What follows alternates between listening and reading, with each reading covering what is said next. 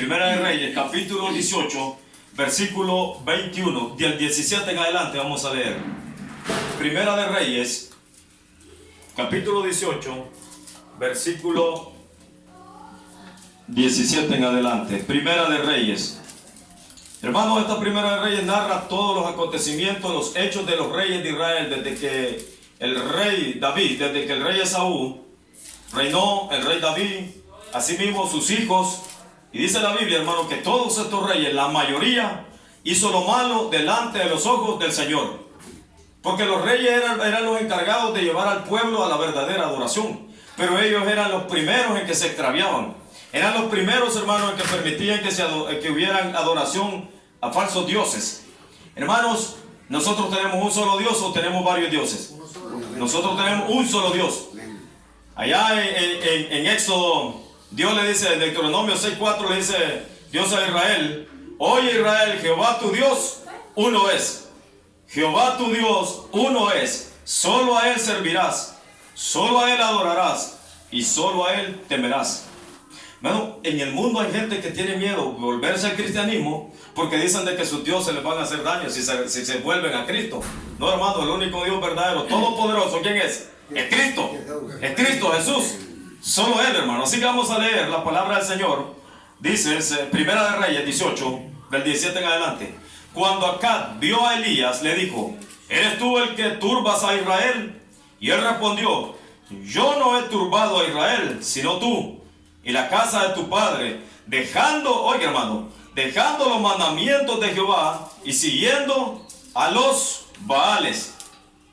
Envía pues ahora y congrégame a todo Israel en el monte Carmelo, y los 450 profetas de Baal y los 400 profetas de Acera que comen de la mesa de Jezabel.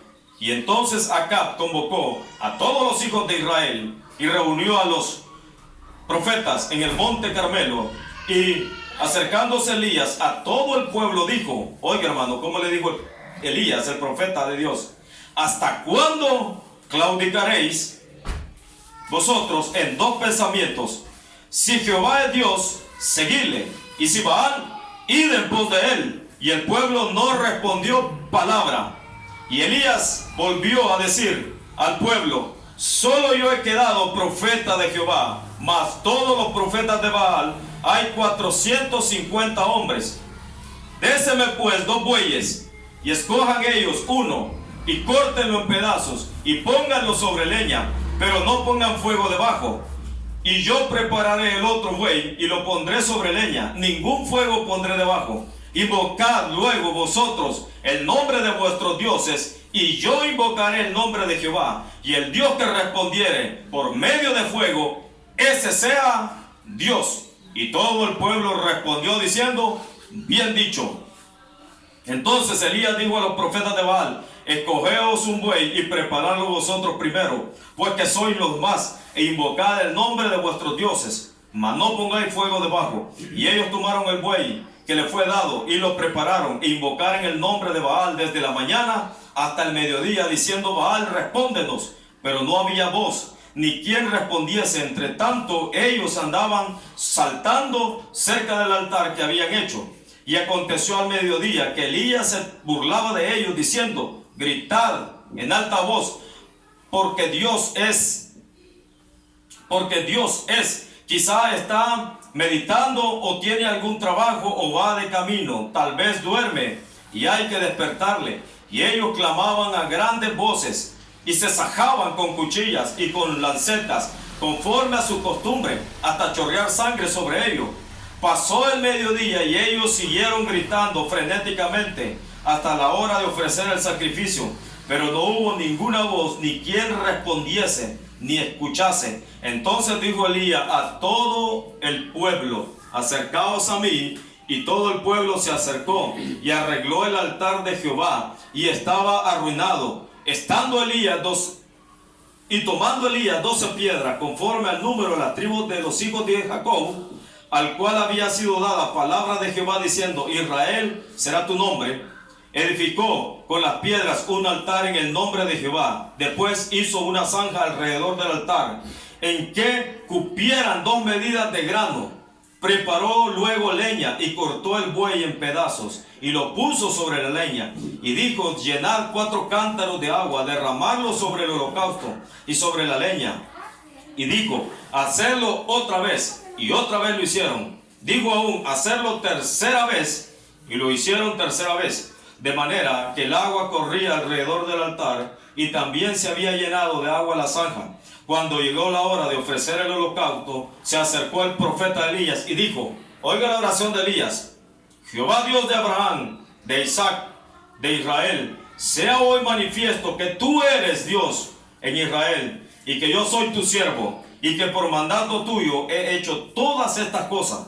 Respóndeme, Jehová, respóndeme, para que conozcan este pueblo que tú, oh Jehová, eres el Dios, y que tú vuelves a ti el corazón de ellos. Entonces cayó fuego de Jehová y consumió el holocausto, la leña, las piedras y el polvo, y aún lamió el agua que estaba en la zanja. Y viéndolo todo el pueblo se postraron, dijeron: Jehová es Dios, Jehová es el Dios. Amén, hermanos. Amén. Esta es una historia. ¿Cuántos habían escuchado esta historia, hermanos? Levante la mano el que la había oído. Solo 2 hermanas. Amén. Aquí, hermano, es interesante, porque el pueblo de Israel había caído en lo que se llama apostasía. Ya les he dicho que es apostasía. Apostasía es negar la fe. Y se habían ido en pos de dioses ajenos. Nosotros los cristianos tenemos un solo Dios, único, verdadero, que está vivo, que resucitó al tercer día, y que Él escucha nuestras oraciones, que Él mira, entiende los pensamientos de cada uno de nosotros, que Él es omnipresente, que está donde usted está, que usted no se puede esconder de Él. Dice la Biblia: si me fuera a lo más profundo, ahí está Él. Y si me fuera a las estrellas, estoy más cerca, ahí está Él. Ya sea donde quiera que usted se quiera esconder de Él, no podrá. Y si me fuera a las tinieblas, que son las tinieblas, ahí brilla Él más que la luz. Él ahí está. ¿Acaso no podemos esconder de Dios, hermano? No. Donde quiera. Los pensamientos suyos, Él los conoce. Usted ahorita puede estar pensando: pues ya viene el 31. No sé qué. O puede estar pensando en el esposo. O puede estar pensando en el pollo del 31. Dios sabe, hermano. Dios sabe si usted está concentrado escuchando la palabra de Él para ponerla por obra. Porque la Biblia dice, hermano, que nosotros seamos oidores, hacedores de la palabra, y no oidores olvidadizos. ¿Quién es el oidor olvidadizo, hermano? Es aquel que la escucha y no la pone en práctica. Es aquel que tiene años de estar oyendo que nuestro Dios es Dios y no le teme. Es aquel que Dios, hermano, sabe que Dios conoce lo que usted piensa y no le interesa, no le importa, no le teme. Nosotros debemos de temerle a Dios, hermano. El temor de Jehová, dice la palabra, es hacer lo malo. Ese es el temor de Jehová. Si usted teme a Dios, usted va a temer en hacer un comentario que afecte a otro. Si usted teme a Dios, va a temer en ponerle zancadilla a otro. Y cuando hablo zancadilla, hermano, no solo estoy diciendo físicamente. ¿Se acuerda cuando era cipote, hermano? ¿A cuánto le metieron zancadilla? Y fueron a caer por allá. O botaron algo que llevaban. Alguien lo hace por maldad. Pero mucha gente, hermano, le pone zancadilla a otro por mandar en el corazón. Lo ponen mal. Tal vez le iban a regalar algo o dar algo, pero como le cae mal, lo puso mal. Mire dónde vive fulano, que le traemos este regalo. Fíjese que él ya no vive aquí, se fue de aquí. Tal vez a la par vive, hermano. Sí, pura maldad. Dios conoce nuestros corazones. Y aquí el pueblo de Israel, hermano, había caído en apostasía. Estaban ignorando que Dios es Dios, que Dios conocía sus pensamientos. Y viene, hermano, sobre Israel y usa a su siervo llamado Elías y derrama juicio sobre Israel. Sobre 3 años no va a llover sobre Israel. ¿Qué pasaría si no llueve 3 años aquí, hermano? Morimos. No hay agua, no hay cosechas, no hay nada. El agua sirve para todo. Mire, hermano, usted se puede limpiar con alcohol gel. Digamos, usted comió pollo. Usted sabe cómo quedan los dedos después que come pollo uno, ¿verdad? Usted se limpia con alcohol gel y no es lo mismo. Siempre queda la chutilla ahí, el mal olor. Pero si se va a lavar con agua y jabón, ¿qué pasa? Inmediatamente queda limpio. El agua, hermano, es indispensable para la vida. Y viene Dios y les corta el agua. Deja de llover. Deja de llover sobre Israel. Y en ese momento, hermano, estaba un rey llamado Acab, que era un rey de Israel, pero él se había casado con una mujer llamada Jezabel. Y esa Jezabel, hermano, era una hija de un sacerdote de Baal. Por eso la Biblia dice, no os unáis en yugo desigual. Acab no tenía por qué unirse con una mujer de este tipo, hermano. Porque Acab se supone que había sido llamado para adorar a Dios, a Jehová, para llevar al pueblo de Israel a la verdadera adoración. Pero no, él viene y se casa con Jezabel. Y la Jezabel, hermanos, era una mujer llena de demonios. Tenía, dice, 400 profetas de Baal a su servicio. 450 profetas de Acera, que era una diosa. Baal y Acera, hermano, hacían pareja y supuestamente eran los dioses de la fertilidad. Y por eso ellos le oraban a Baal, según ellos, para que lloviera. Oiga, hermano, aquí venía una lucha de poderes entre el bien y el mal. Y eso, hermano, pasa a diario en su vida. El mal siempre va a estar tratando a usted de arrastrarlo hacia él, a que usted confíe en él. Imagínese, hermano, gente que ha practicado la brujería. Comienza el diablo a meterle temores. Si te volvés a Dios, te voy a destruir. ¿Quién es más poderoso, hermano? ¿Dios o Baal? Dios es más poderoso, hermano. Pero hay gente, hermano, que cuando se ha vuelto al cristianismo comienzan a asustarlo en la casa, a tirarle cosas. Hermano, el diablo solo nos quiere asustar con el petate del muerto. El diablo no tiene poder. Dios tiene poder. Nuestro Dios es el Todopoderoso. Él es el verdadero Dios, el Dios vivo. Y el pueblo de Israel, hermano, estaba totalmente ignorando eso. Entonces tiene Dios que mandar al profeta Elías y mandar juicio sobre Israel. 3 años que no llovía, hermano. 3 años.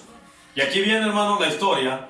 Y viene, hermano, Elías y le dice a Acab, convócame a todo el pueblo, porque Acab era el rey. Él tenía la voz de mando para convocar al pueblo. Y manda a llamar a todo el pueblo de Israel al Monte Carmelo. ¿Para qué? Para mostrar en este momento quién es Dios. ¿Quién es el verdadero Dios? Y por eso lo leímos del 17. Cuando Acab vio a Elías, le dijo, ¿eres tú el que turba a Israel? ¿Qué significa la palabra turbar? ¿Alguna vez, hermano, ha escuchado la palabra turbar? Es que esta persona está turbada de la mente, dice uno. ¿Qué significa turbada de la mente? Que sus pensamientos no concuerdan. No entiende nada. No hay un equilibrio en sus pensamientos, no sabe qué hacer. Ahorita está en una situación que no sabe qué hacer, está turbado. O de repente, hermano, usted se levanta en la mañana y le pegan su buen zapotazo. A mí me pasó una ocasión, hermano. Yo a las 6 de la mañana estaba dormido, mi hermano Israel se acababa de ir a trabajar y se metió un ladrón a nuestra casa. Cuando de repente yo vi que cayeron unos trastes, hermano, yo me desperté con la mente turbada, no tenía la claridad. Cuando veo que un hombre tenía a mi mamá agarrada del cuello y con un gran cuchillo. Pero yo no hallaba qué hacer en ese momento, hermano. Si tirármele con patada, y mi mente estaba en ese momento, no me acababa de despertar. Hasta que de repente se me aclaró la mente. Eso fue segundo. Lo agarré del cuello y mi mamá me decía, hijo, tiene un cuchillo. Y yo ya había visto el cuchillo, le tenía la mano agarrada del cuchillo. Y no se quitaba mi mamá de medio, más que era un pasillito, hermano. En ese momento, hermano, yo lo único que pensaba era en matarlo. Si le lograba quitar el cuchillo, me mataba él a mí. Hermano, muchas veces la mente está turbada. Viene y le dice, tú eres el que turba a Israel. Imagínense, usa el término como quien dice, tú eres quien tiene al pueblo de Israel en esta situación. No, hermano, viene Elías y le responde, ¿eres tú el que turba a Israel? Y Elías respondió, yo no he turbado, le dice a Israel, sino tú y la casa de tu padre, dejando los mandamientos de Jehová y siguiendo a los Baales. Hermanos, cuando una persona se aparta de los caminos de Dios, lo único que va a tener es turbación en su mente. ¿Por qué? Porque no va a tener claro el camino por el cual va a seguir. Solo cuando nosotros seguimos a Jehová, solo cuando nosotros seguimos los lineamientos de Dios, es cuando vamos a tener los pensamientos claros.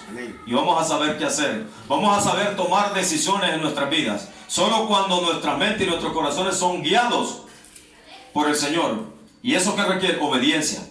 Por eso es importante, hermano, la obediencia. Por eso yo que el sábado pasado, hermano, les dije de que es importante que usted obedezca. ¿Sabe a dónde se ve la obediencia? Lo más sencillo. Cuando usted le dicen, ahorita mi hermana Ana le dijo, váyase a la hermana aquí adentro. La hermana lo hizo. Pero hay gente tan soberbia en las iglesias, hermano, que usted le dice, hermano, váyase para adelante. No quiero, usted no me manda, chico. Entonces esa gente, hermano, es soberbia. Es soberbia, nunca va a tener una mente clara de lo que Dios quiere en su vida. Si usted no comienza a obedecer la voluntad de Dios, porque aquí no viene a obedecer a los hombres, viene a obedecer ¿a quién? A Dios. Y la Biblia dice que nosotros debemos de ser humildes y sencillos hijos de Dios. ¿Qué es la palabra humilde, hermano? Es reconocer que Él está sobre nosotros. ¿Y qué es sencillos? Ser mansos. Poder decir, sí, hermana, ya me voy a sentar donde usted dice. Porque no le están diciendo que se vaya a quedar allá en el sol. Le están diciendo que se siente adelante. La gente nos dice menso, cabal. O en buen salvadoreño, pasmado. Tenemos dundos, le dicen. No, hermano. No es que seamos dundos. Es que Dios, hermano, quiere que sus hijos sean obedientes. Que sus hijas sean obedientes. ¿Por qué, hermano? En la obediencia hay bendición. En la obediencia hay victoria. El pueblo de Israel había caído en desobediencia. Por ende, los juicios de Dios habían sido derramados sobre sus vidas. Las personas obedientes siempre van a tener bendición en sus hogares. Va a haber paz. Va a haber paz primero en el corazón. En la mente va a tener una mente clara de qué hacer. Pero viene acá y le dice, tú has turbado a Israel. No, le dice Elías, yo no he turbado a Israel. Quien turba la mente de las personas es el diablo, hermano. Quien turba la mente de las personas es la desobediencia. Quien turba la mente y el corazón del ser humano es cuando el ser humano se jacta, se ensoberbece, no le gusta que le digan nada. Y cuando lo corrigen, ¿cómo reacciona el soberbio, hermano, cuando es corregido? Es bravo. Termina su mente como turbada. No hay una claridad. Pero el obediente sí siempre tiene claro, yo voy a hacer la voluntad del Señor. Yo voy a ir en camino al Señor. Y ahí, hermano, es donde hay bendición. Dice la Biblia, ni el más sencillo se perderá. Aquel que no sabe ni leer ni escribir, media vez obedezca a Dios, hermano, va a ser mucho más sabio que cualquier científico. Media vez obedezca a Dios, va a ser más sabio que cualquier académico de la universidad, hermano. ¿Por qué? Porque la sabiduría no está en los estudios. La sabiduría está en obedecer a Dios. Eso es todo, obedecer las instrucciones de Dios. Mira, hermano, yo a veces a nuestros hijos les ponemos tareas en la casa que nos ayuden a trapear, que nos ayuden a lavar trastes, a ordenar su cuarto. Esas tareas son elementales para ellos. No les estamos poniendo sacrificios grandes, sino para que ellos aprendan, primero, la obediencia. Segundo, que ellos aprendan a ser diligentes. ¿Y a quién le va a ir bien con eso? A ellos. Si ellos aprenden a ser obedientes, donde quiera que anden, el obediente siempre ¿cómo cae? Bien. Parado. Bien. Cae bien. Sí, hermano. Pero el desobediente ¿cómo cae? Cae mal. Y a la hora que van a despedir en una empresa, el desobediente, ¿cuál es el primero que va por la calle? Primero. Y al obediente, ¿cómo le dicen? Si sos tonto, yoyo, le dicen. No, es que es obediente. Y el obediente siempre va a tener trabajito. El obediente siempre va a ser bendecido. Pero el soberbio, el altivo, siempre va a estar con la mente turbada, no va a hallar qué hacer, va a estar lleno de problemas, de insomnio, no va a poder dormir. La bendición es para nosotros. Por eso Elías le dice acá, no, le dijo, eres tú el responsable de haber turbado a Israel. Eres tú el que tiene como está el pueblo en agonía, en sequía, en hambre, porque el pueblo, hermano, estaba con hambre. No había agua, no había cosechas, estaban mal. ¿Por qué? Porque el rey los había llevado y ellos habían ido en pos de los Baales. Este es otro problema, hermano, cuando usted, las personas lo quieren llevar a la desobediencia. Cuando a usted le ofrecen un echátelo, ¿a quién va a obedecer? ¿A Dios o al otro? A Dios, hermano. El diablo quiere que usted siga siempre destruido. Pero los cristianos, no, hombre, no vayas al culto. ¿Para qué vas a ir ahora, hombre? Si mira, si tenemos una salida ahorita, vámonos. Y viene usted y comienza la lucha en su mente, ¿va? Ay, es que todo el año no he salido con un cultito que falte. ¿Qué tiene? Y nos vamos. Ahí está el problema, hermano. ¿A quién estamos obedeciendo?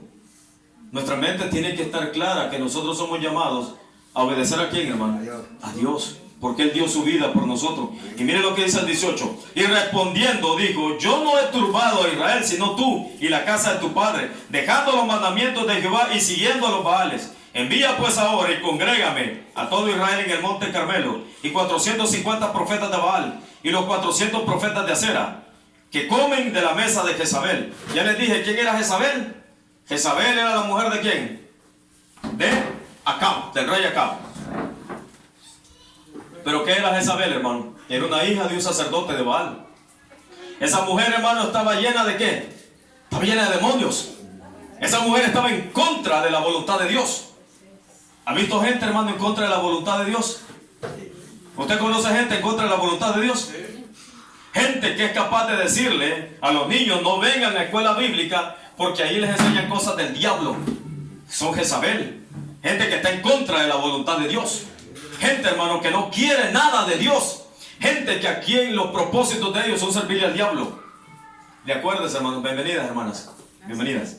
Y el diablo, dice Jesús, ha venido para matar, hurtar y destruir. Pero yo he venido, dijo Jesús, para que tengan vida eterna. Jesús dijo, mis ovejas oyen mi voz y me siguen. Hermanos, ¿a quién le está prestando usted el oído? ¿Al diablo o a Dios? ¿A su carne o al mundo? Porque, hermanos, seamos honestos. Tenemos tres voces los seres humanos que siempre nos están hablando. ¿O no tenemos tres voces? Mire, hermano, hay gente que toda la culpa se le echan al diablo. Se mueve una hoja, te reprendo, Satanás. El diablo fue. No, hermano, el aire la movió. Sí, hay gente que así es. Toda la culpa al diablo. Si el diablo no es omnipresente, hermano, el diablo se anda allá en Suiza, no está aquí en El Salvador. Él tiene demonios a su servicio, eso sí. Sí, hermano, el único que es omnipresente, ¿quién es? Es Dios. Dios ocupa todo el universo y la Biblia dice que el universo no alcanza a contener su gloria, su presencia. Pero, hermano, muchas veces le prestamos el oído. Jezabel, hermano, le hablaba al pueblo y les decía que Baal era el verdadero Dios, que Baal es el que mandaba las lluvias. Y aquí venía, hermano, donde Dios les iba a probar que no es Baal el que manda la lluvia. Porque ellos creían que Baal era el Dios de la lluvia, el Dios de la fertilidad. Y por eso tenían sacerdotisas de acera en los lugares altos. Digamos, como esa montañita ahí, habían árboles altos, donde las prostitutas habían, dice la Biblia, 2000 prostitutas. Y ahí iban a tener sexo, hermano, a los ojos de todo el pueblo. Y claro, hermano, como a los hombres eso les encantaba, iban a tener sexo con las prostitutas en esos lugares. Y dejaban a Dios. ¿Cuántas personas dejan a Dios por el sexo, hermano? ¿Cuántas personas dejan a Dios por la pareja? La pareja les dice, ¿es Dios o soy yo? Y como a veces, hermano, nuestros corazones están tan lejos de Dios. Ay, si me deja Chepe me muero, dice la mujer. Ya no vienen al culto. ¿Sí? Es que me va a dejar Chepe. Y Chepe es el que me sostiene, me mantiene. No, hermano, quien la mantiene usted es Dios. Si usted decide por Dios, Dios le va a abrir puertas, hermano. Dios le va a dar sabiduría y entendimiento cómo emprender un negocio para que si él tiene hijos no se muera de hambre. ¿Y qué voy a hacer si mis hijos? Hermanos, es importante. A Elías le dice acá, tú eres el que ha turbado a Israel, tú y tu mujer, Jezabel.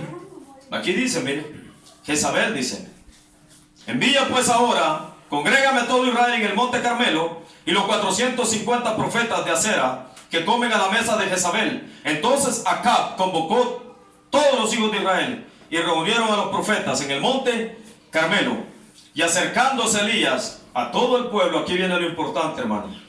Y acercándose Elías a todo el pueblo, ¿hasta cuándo, le dice Elías, claudicaréis en dos pensamientos? ¿Hasta cuándo claudicaréis vosotros en dos pensamientos? Oiga, hermano, si Jehová es Dios, seguidle. Y si Baal, id en pos de él. Y el pueblo no respondió palabra. Aquí es donde Dios, hermano, también a nosotros, a través de su palabra, nos confronta y nos dice, ¿quién es el verdadero Dios para ustedes? ¿El mundo? ¿El dinero? Porque el dinero, hermano, representa al Dios Mamón. Hay gente, hermano, que no viene a los pies de Cristo por el dinero. Quiere más, quiere más. Su Dios es el dinero. Un dólar más no basta, quiere más, quiere más, quiere más. Pero hay gente, hermano, que su propio Dios es el yo, lo que yo pienso. Hay gente, hermano, que ha dejado de congregarse hoy con la pandemia y dice, ¿para qué congregarme? Si con que lea la Biblia, está haciendo su propio yo. Porque la Biblia dice, no dejando de congregarse, como muchos tienen por costumbre, sino cuanto más aquel día se acerca. ¿Cuál día? El de la venida de Cristo. Para uno va a ser de gozo, de alegría que Cristo venga, pero para otro va a ser de tristeza, de lágrima, de llanto. ¿Por qué, hermano? Porque va a ser terrible la venida de Cristo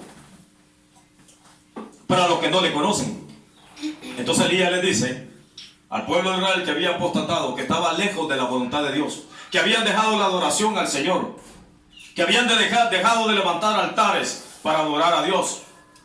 ¿Cuántos, hermanos, no tenemos un altar para... ¿Qué es un altar para Dios, hermano? Es un lugar donde usted se postra a adorar al Señor.